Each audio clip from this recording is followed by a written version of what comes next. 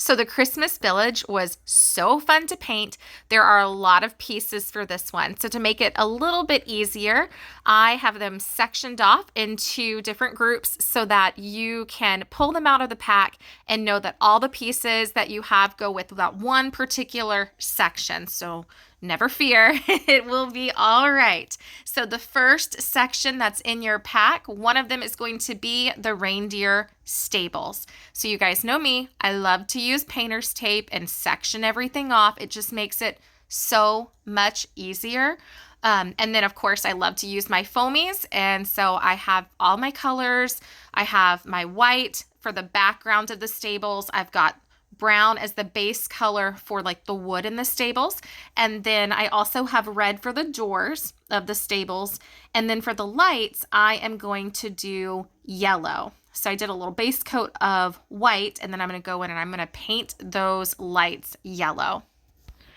So I did my first coat. Remember, I always tell you this, you don't want to do one globby coat. You want to make sure that you do two thin coats. So I did my thin coats, and now I'm just kind of going in and I'm adding a little bit of shadowing. You don't have to do this. This is just something that I love to do to spice it up a little bit and make it unique, add a little bit of dimension to it. It, in the end, just looks super cute. If you do not have paint markers, remember the end of your paintbrush is an excellent tool to do the dotting. So I dotted the reindeer noses, and now I'm going to put it together. So cute.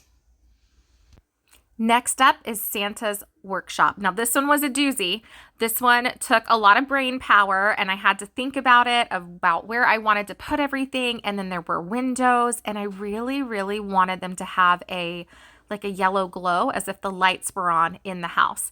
So the pieces themselves didn't have any scoring marks, so I kind of had to play with it, and I put the windows in there, and then I eventually decided that I would take a pen and I would draw out where the windows were going to be, so I would have a little bit of an outline, which worked out well. So if you want your windows to have a glow, maybe you want the lights to be on, then take out a pen or a pencil and trace around that window, and then paint the inside, and that's going to be where you adhere the window frame when you get everything painted.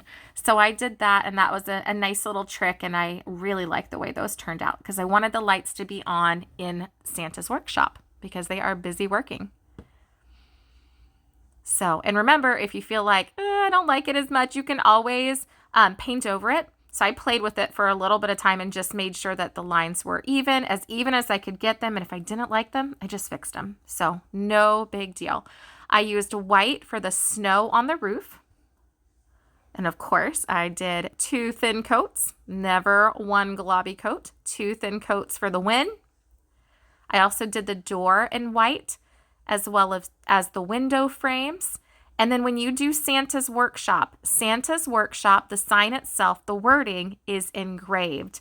Make sure that you have a thin coat of white paint for that particular sign. If you have a ton on your paintbrush or on your foamy, it could go into the wording and then your words won't show up as nicely. So you want to make sure you do a thin coat so that the paint stays out of the sign and the letters are able to pop through. You want to be able to read Santa's Workshop.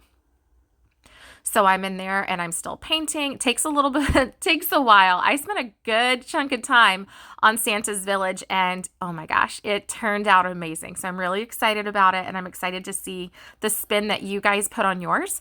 Of course, the candy canes ended up being red because, well, they're candy canes.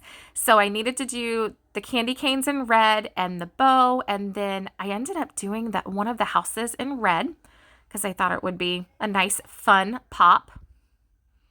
Wanted to have as much red as possible. If you like the traditional colors, that is a great option. But if you want to do the whole house brown, you can. This is your kit. You can do whatever you'd like with it. And if you don't like it, you can always paint over it. And if you do a thin coat, you'll see that it looks like logs, like a log cabin. So if you do a thin coat, you'll be able to see those lines popping through. And of course, I'm doing my light and yellow. And now I'm going to pull out the green. So I did my wreath in green as well as my old-fashioned lamppost. I thought that was a really cute touch. The lamppost is absolutely adorable. You might need a paintbrush in there to kind of get around the edges of the light. It was very thin for my foamy, so I had a hard time. So I did go back and go over it with a paintbrush in green. Now, before you start painting, start painting the house, you do want to go in and do the candy cane pillars and the candy cane, I guess also candy cane pillars. So you have the tall candy cane pillars, and then you have the pillars that look like candy canes. And you want to go ahead and paint them white because you don't want to paint the house in brown and then go back and paint over the pillar section in white because the brown is dark and you would have to do a lot of coats of white to cover over that. So it's easier to just go in and do that white at the beginning. I'm doing a little bit of shading for the roof. This is optional, of course. If you want to give it a try, I'm sure you can do it. Just play with it until you get it to where you like it. I'm adding a little bit of frost on there. Guys, I went to town on this. I was so excited to paint this village and it turned out so good. And I just played with it. So have fun with yours. Play with it until you get it to where you like it. You can use the colors I used or you can put your own spin on it. Either way. So now I'm going to use my foamies and I'm going to paint the wood in Santa's Workshop. Now these are the colors that I chose. If you want to do the whole thing in red, green, blue, whatever, you do you.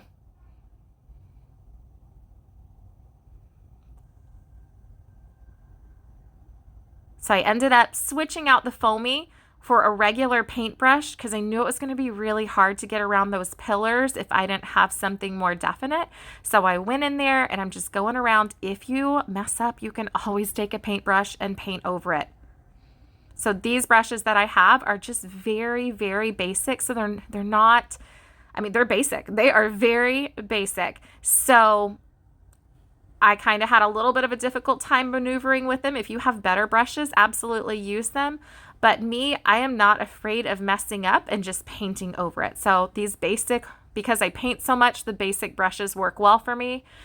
Instead of spending a lot of money on a really expensive set, I just use these same blue brushes over and over. And if you ever need a link to them, I get them on Amazon and I'm happy to share my sources with you so that you can get a good deal on paintbrushes as well.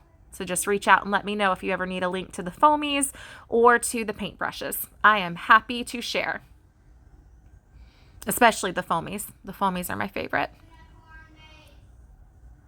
Okay, so I'm painting everything. It takes a while, so have fun and be patient.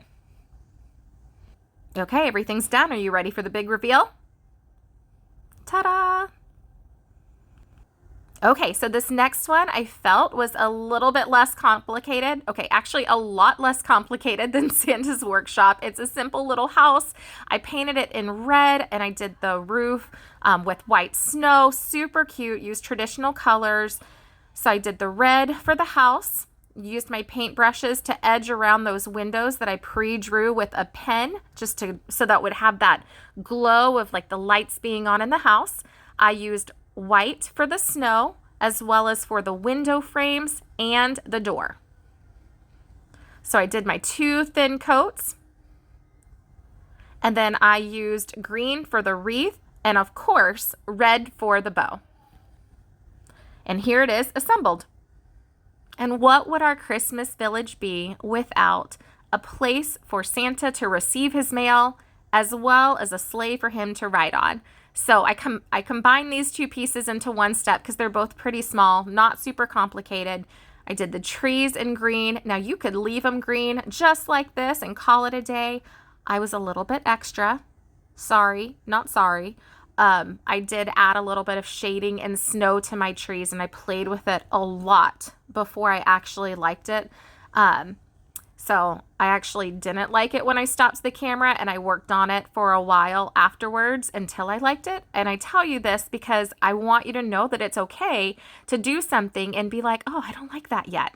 And to be okay with playing with it until you do like it. So I actually like it right there with the shading. But once I started adding snow to it, it got a little bit trickier and I felt it was really busy and I needed to fix it. So I played with it for a while and in the end I did like it. So obviously you'll see it in the pictures. I do love it, but I had to play with it for a while to get it. Now for the Santa's presents, I did go back in with a painter's pen.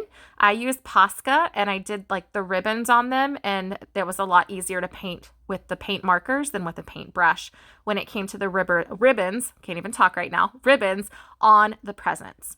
So I had fun with it, added some details, and then I glued it together. And in the end, everything looked like this.